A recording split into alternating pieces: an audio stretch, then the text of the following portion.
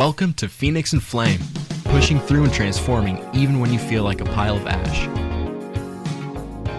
This podcast is not intended for use as psychotherapy. If you feel you are in crisis, please call 911 or contact your local crisis hotline. Welcome to Phoenix and Flame. I'm Dana, and this is my podcast on pushing through and transforming even when you feel like a pile of ash. Well, we have a wonderful guest with us today. His name is Brad Williams, and he has a podcast as well. His is called Over 40 Fitness Hacks.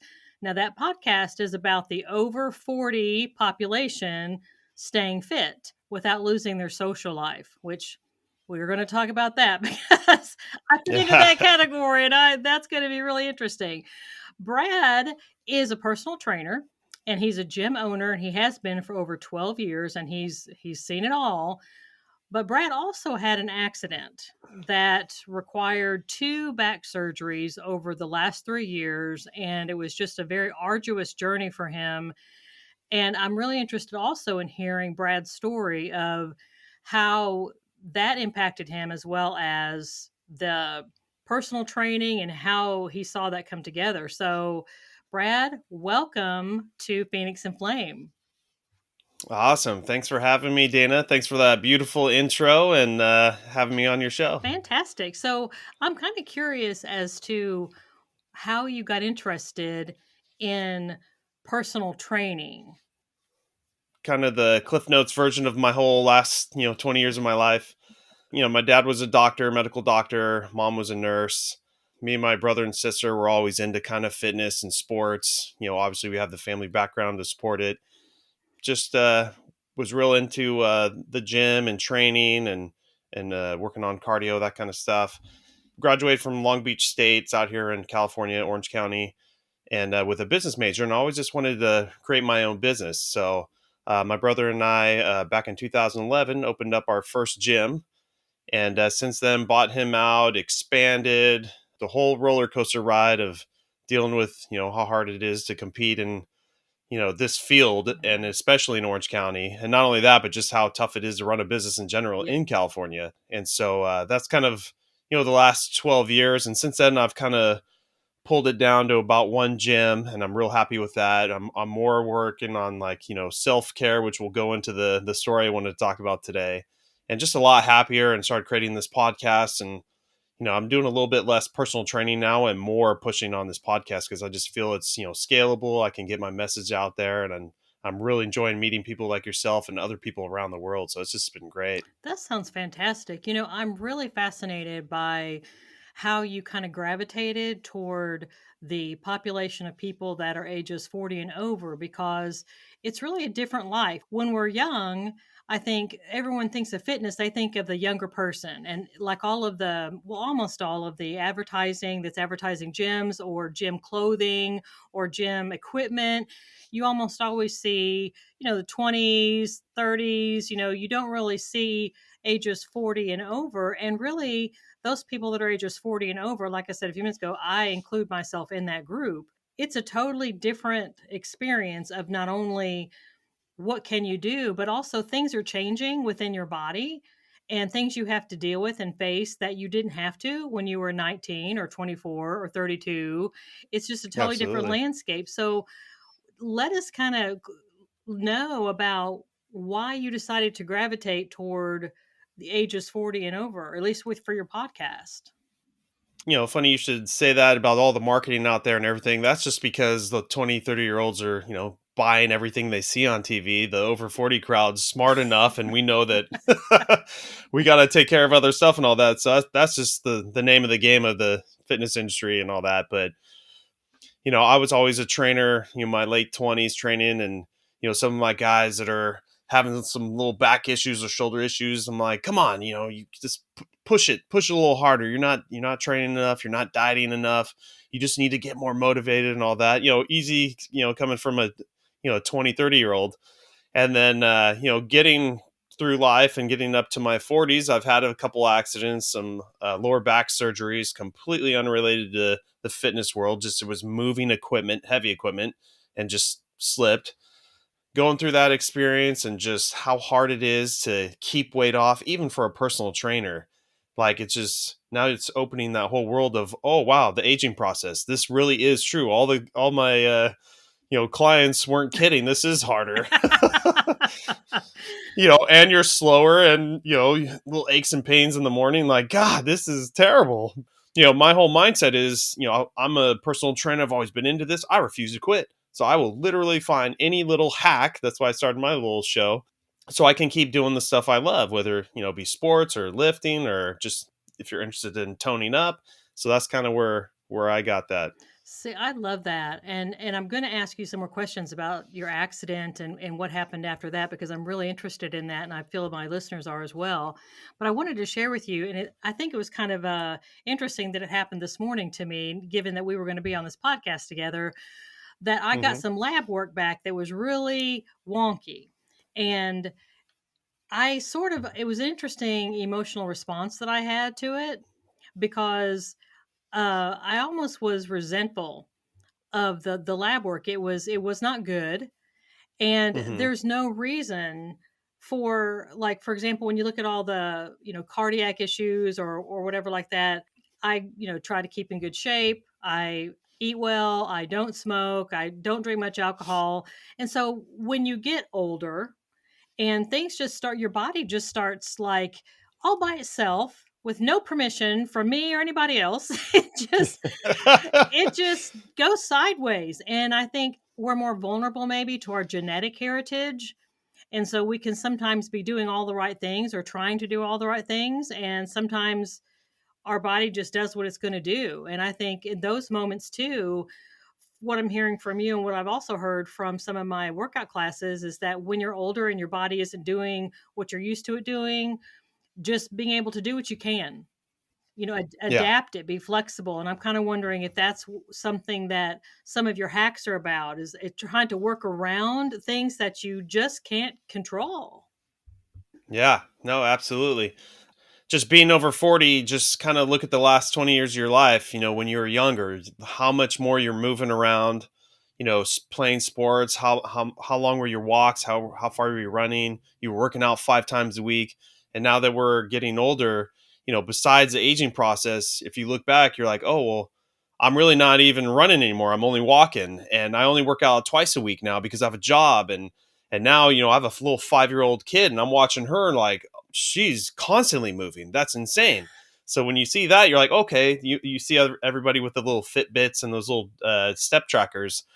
Track yourself. You'll be nothing compared to 5-year-old and a 20-year-old and all that. So it's movement is movement, but we have to do what we can. So we obviously have jobs and we're moving a little bit slower. And like you were mentioning about genetic traits start coming out, your late 30s and 40s, then, you got to be a little more protective of that. And also, obviously, you got to now put a little bit more focus on if you have higher blood pressure, cholesterol issue that's, genetic based. Obviously, if you try to eat well and run and work out and do everything you can, still things are going to pop up. I know it's not fair, but that just means that you have to put a little hyper focus on that one subject. Mm-hmm. So, my whole thing of I kind of call myself a lifestyle trainer more than a personal trainer because typical personal trainers you think are, we're gonna push you and we're very militant and you're gonna have the perfect diet and all this. And I'm like, I realize I can't even do it myself and I want to have fun and live life. And, I know some of these things aren't the greatest things for your body, but these are, the little hyper focused things I focus on for my problems. So for people with, cholesterol issues, you got to, obviously watch your trans fats and, maybe do a little bit of intermittent fasting. And for the high blood pressure people, there's supplements you can take for that, meditation and whatnot. But kind of the name of the game is you gotta be careful of how much overload you put on your body, because the other problem of being over 40 is the recovery process is so much more important and slowing down than it was in your 20s and 30s. Mm. 20s and 30s. So if you don't do that, you're going to have other issues. You can actually overtrain yourself and affect your heart and your body that way too. That's a good point. That's a good point. So, and I want to add in real quickly in what you're saying also is being a psychotherapist, I see people where their level of stress and anxiety, because anxiety is what I deal with a lot. It's my favorite thing to deal with my patients, Hmm. and really understanding there's so much research indicating how anxiety impacts our bodies. And so it's good to have people, like you and physicians and nurse practitioners and PAs and out there that see that we are a whole person, and that our bodies and how we function, it's our mind, it's our spirit, it's our body, and we're all, and our emotions, we're all connected together. So really, even if someone going to a therapist or something and trying to work on some stress and some anxiety they have in their life, they might experience some reduction and some body issues. Have you noticed that with anybody that you've seen, any of your clients? Oh, absolutely. The one I love talking about, one of my clients, when that question pops up, she was, just coming to me for basic weight toning, and we did a lot of work and, functional training and everything she was looking to do, and lost a good amount of weight and very toned, and just couldn't le- lose that last like 10 pounds. No matter how much I put on her or how much cardio homework I gave her, also minding, she needs to recover, so you can't push too much. Mm-hmm. And she was, I think, 35. And the one thing I noticed was she was always talking about her job and how that was bugging her, and just hated it. She had job hopped a bunch of times before, and just felt like she couldn't get anything better than this. One day she finally said, "I'm done. I'm going out on my own." She got a couple clients. She was a remote worker in the digital world, and she quit, and her husband supported her, and everything was okay, and she was still coming. And I swear to you, within not even a week, she dropped like 5 pounds immediately. And then, the following weeks after that, we dropped like 12 pounds total. And I was like, you got to Wow. be kidding me. Nothing changed from our training program. It was all psychological stress. In my world, we deal with hormones like cortisol and all that, which are all physical stressors. But then the mental side, your area, like look what that did just by relieving some stress in the workplace, Mm-hmm. you know. And then now I'm wondering, all the clients in my past that I've had that just couldn't get that last thing, it wasn't my fault. It was their environment. That's awesome. I should have had you to refer to. Well, we definitely would be good if we all were able to work together and had a big team. So tell me about the accident that you had, and then what happened afterwards with the back surgery, because I've heard back surgery is like really awful because everything I mean, what can you do that your back's not involved? Yeah, I know spine's important. I mean, all parts of your body are important, but for me, that was a rough ride. But yeah, about 4 years ago, I was moving some weight equipment. I've had little mini injuries working out and everything, but nothing major. Always had perfect form and everything. But just moving some weight equipment is just the name of the game when you're a gym owner. And just didn't see. We had a little eye bolt screwed into the ground in the concrete outside my gym, and we hooked little ropes, battle ropes to it. I don't know. You've probably seen Hmm. that online somewhere. And usually when we open the shed door, we put a little orange cone on there to show someone that's a little hazard spot. Well, I was just going in just for a couple of pieces. I was like, I'm going to be in and out in 10 seconds. Well, as soon as I went in and with a couple friends, and then grabbed a little rack about 40 pounds, turned around, I had already forgotten that thing even existed. And just walking over to my truck with this rack, and all of a sudden, the most violent move ever of tripping on it, lunging out. And usually balance training works well for you, which I practice. Well, didn't I should have fell, not caught myself.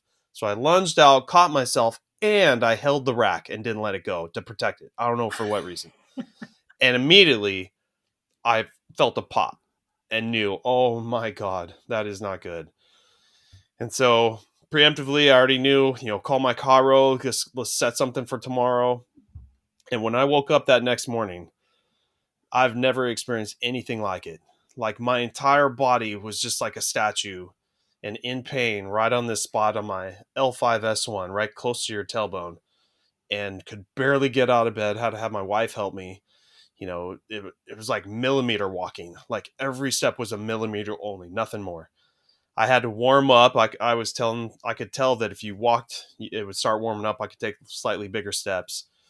And by the time I got to my appointment, I knew I had to go like an hour and a half early just to be able to get in the car, drive there, get out, and my chiropractor happens to be on the second floor. my. So I had to do laps around the parking lot just to warm up so I could do the little baby steps just to get up to him. So he did a lot of work on me and very grateful. And I could tell he got some movement in there. And by the next day, I was like, okay, I'm like half back, feeling great. And then, fast forward a month, I'm like, okay, I feel good enough to do very light PT exercises. And, I had the luxury of having a physical therapist inside my gym and started working that. And then at the time I was kind of picking up hockey right before this accident. So I shouldn't have, but I went back after 3 months because I was feeling good. And, did that for about 3 months. And then that was about the time I finally felt my first sciatic pain. Never had I experienced that. I hope your listeners never experience it. But basically, it's when your disc, either a herniated disc, which was mine, or a protrusion, or some muscles can pinch off that nerve. But it's a nerve that runs down your spine and then through your legs. And when that nerve is pissed off, it just is a horrible, painful feeling, numbness that runs down your glutes and then all the way down to your pinky toe. Wow. So I suffered from that and immediately stopped everything, researched everything. I became an absolute expert on an L5 S1 herniated disc on YouTube and Reddit, and everyone starts going down the rabbit hole. And over the next few months, I just was trying all these things and physical therapy and all these things to help, and just kept getting worse and worse and worse. Got so bad. Level 10 pain went to level 11, level 12. Then I started jumping by tens. I'm at level 20 pain, level 30 pain. Finally I have to see the surgeon. Started talking to the surgeon. They took an MRI on me and showed me, this is like a typical thing. You can Google it and look at MRIs for herniated discs. It was exactly like what mine looked at. But mine, so what happens is the disc, the connective tissue in between each of your spinal columns, there's a technical term for it, but I call it like the jelly center that's in there. So when that connective tissue breaks open, that's called a herniation, that gel leaks out, just like a jelly donut. Ooh. So when I first popped it and, the chiro healed me or got me moving again, it was like a false sense of security. I felt better and better each day and all that. It was still a pop jelly donut. So over the course of the time I was playing hockey and working out, that little jelly center was moving out farther and farther and farther. And then that's when it started touching the sciatic nerve. So had I known all this prior, I would have stopped everything and just waited, maybe a year of doing nothing but walking. So eventually, I got that surgery. There's, like you said, there's very different types of back surgeries. This one happens to be the easiest. It's called a microdiscectomy. So they just go in, cut your skin, cut your fascia of your muscle. They don't even cut your muscle. They move the muscle fibers apart, go in and scoop it out like an ice cream scoop. So they don't really, do anything too bad. So then they just put a couple stitches in and you're good. And it was like heaven on earth, the feeling of waking up with that pain gone. I don't ever want to experience that again. Fast forward a year and a half, I went a little slower this time, watching what I was doing. No more hockey. I'm not doing any of that, but I started running again, started working out. And what I didn't know is, your body tries to heal that spot, but it's still a pop jelly donut that maybe has a little bit of protective barrier around there, but it's not great. So you start compounding and putting pressure on that spine again, it starts leaking out again. And they said, every surgery you have, your chances of going back, start going up 10%, 20%. So felt the feeling again, went back in. They're like, you're 6 millimeters herniated again. I'm like, you got to be kidding me. So I immediately stopped everything, did everything even more careful than this time. Started seeing my surgeon just to prep and then doing my PT and everything. And every month it just got worse and worse. And so I basically just said, I got to go for the surgery again. I promise I'll do better next time. And at this point, now they have to start drilling some holes in your spinal column and it starts creating nerve damage and all that. And woke up, not the greatest feeling in the world. And from then for the next year and a half, it's been a struggle. And I have been so careful. Ever since that whole experience is why I started really pushing more for, being mindful of what you're doing, taking things slow, putting more focus on functional training versus, the typical weight training, circuit training. There's no reason anymore. So now I'm looking, to the future of 10, 20, 30 years. I need to protect this. Mm-hmm. So it's just been an eye opener. And then, I started my podcast, started meeting health and wellness professionals across the globe, and everyone is pretty much, preaching the same type of stuff, that, our bodies are so fragile. We can't be doing what we're doing in our 20s. Accidents happen. Mm-hmm. We do the best we can to protect against those, but you have to take care of yourself if you're going to, go the distance. So that's kind of been my journey. And I just see 20-year-old clients and I'm preaching to them, please, please, please take a little bit slower and easier. There's better methods of trying to do what you want to do, and we can't stop accidents, but we can do the best we can. And we got to just take care of our bodies. So at this point now, I'm a year and a half later, I feel like I'm 95, 96%. There's that little bit left in there. I think it's just a little bit of nerve damage, but it doesn't stop me from what I want to do. But I do have new rules of how I go about my life now. Well, one of the things I hear you saying that I think is important is it sounds like you decided how to adapt, how to reduce your expectations. Because I talk to some people that struggle with depression because maybe the way that they used to do things, they can't do it exactly the way they used to do it. And so they start getting depressed because in their mind, it's like, I have to do it exactly like I used to, or I can't do it at all. And so then they're like sitting there, nothing like the things that they used to enjoy doing that made them feel happy, that made them feel joyful, that brought good stuff into their life.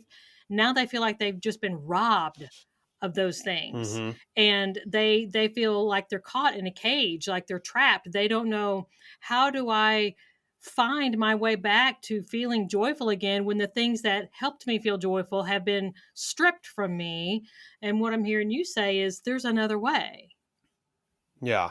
And I think it takes a pinnacle point in your life to where you've just had enough, where you feel like a pile of ash, like your podcast says. When I heard that, I know the exact moment where I felt like that.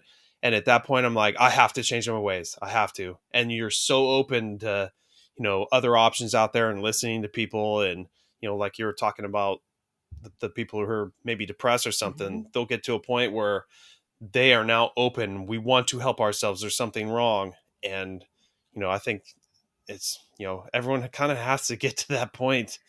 We try to, educate the younger and people who haven't had these issues yet, but you can only do so much until that moment happens. So, That's it. Well, and you mentioned, I think you and I both can relate to this, and also I'm sure many listeners can relate to that feeling of being just feeling like you are just a pile of ash, just no substance, going nowhere, just a big pile of ash.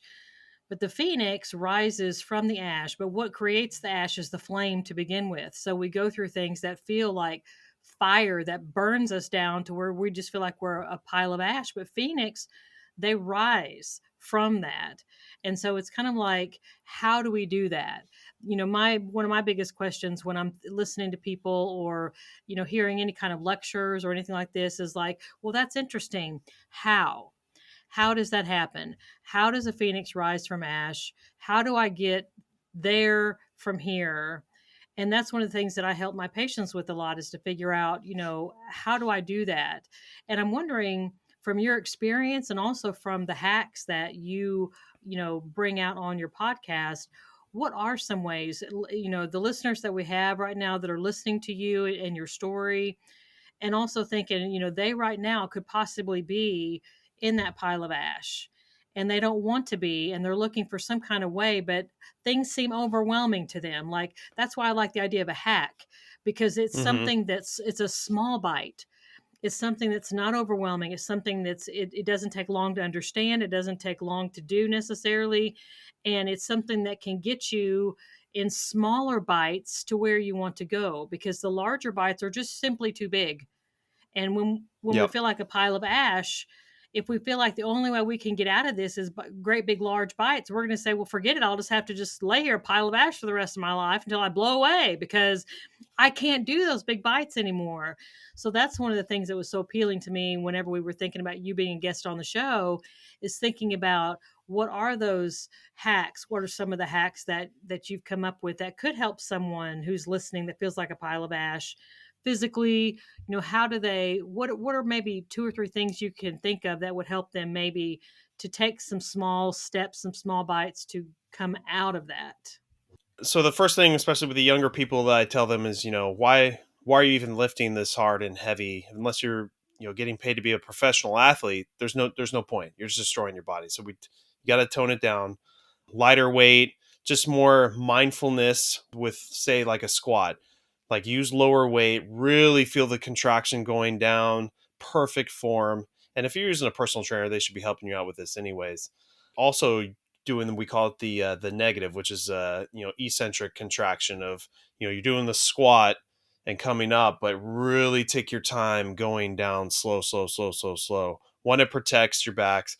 It's harder to do. You can use less weight, and just keep that mindset for anything you do.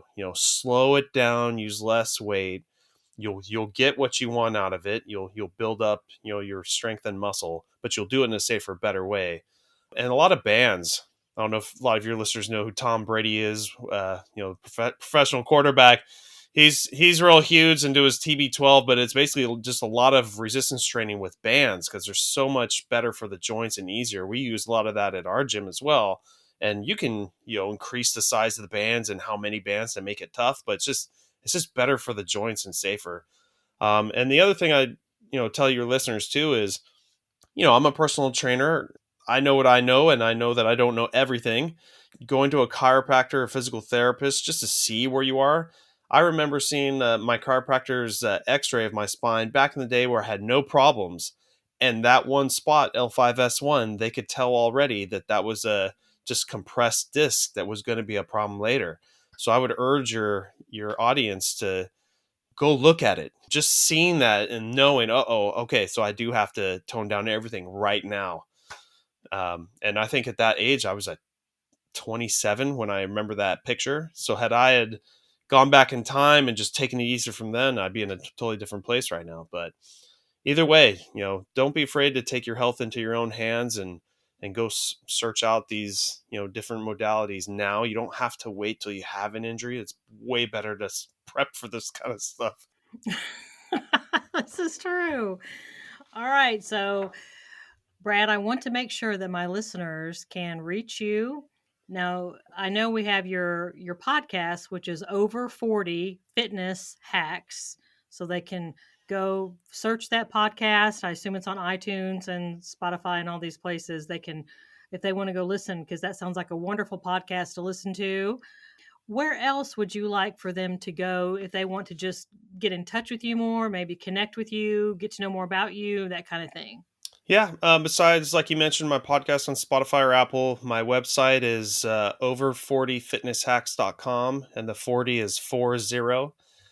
And you can check out all my episodes on there. And one episode in particular, it was a mutual guest of ours, Dr. Amy from Pabar Institute. We had really good discussion about my lower back issues and how important breathing was. And Mhm. I really did very well recovering when I started doing the breathing techniques with Dr. Amy. So I really urge people to listen to that episode. It was sometime in October of 2021. So it's a little hard to kind of have over 300 episodes. It's a little hard to find that one, but it was called Dr. Amy Pabar Institute. But if anyone's having any issues with their lower back or just pain in general, that's a really good one. I'd push someone to. So That's awesome. Yeah, when he says the PABR, that's PABR, yeah, right? That's what. Yeah. So yeah, Dr. Amy, she's awesome. We met a ways back, so yeah. all three of us know one another, have that in common. Brad, thank you so much for being willing to spend your time and come and sharing your personal story and tidbits that you have and ideas and hacks and things that you're sharing with my listeners. They are really going to appreciate this. I appreciate it so much. Awesome. Thanks. Thank you so much, Dana, for letting me be on the show, and hopefully I'll be that phoenix that'll rise from the ashes, and I feel like I'm almost there. So All All right. Well, guys, I know that you have heard something today that is just really meaningful to you and helpful to you. And you know what? You might even think that you have a friend or a coworker or a relative that you're thinking they have got to listen to what Brad has to say. So, you know what? Take the copy and paste the link in text and email. Take this whole thing, scoop it up, put it on whatever your favorite social media platform is so we can grow our Phoenix and Flame community and get the word out there that you're not alone. So I hope you have a wonderful rest of your day. This is Dana on Phoenix and Flame.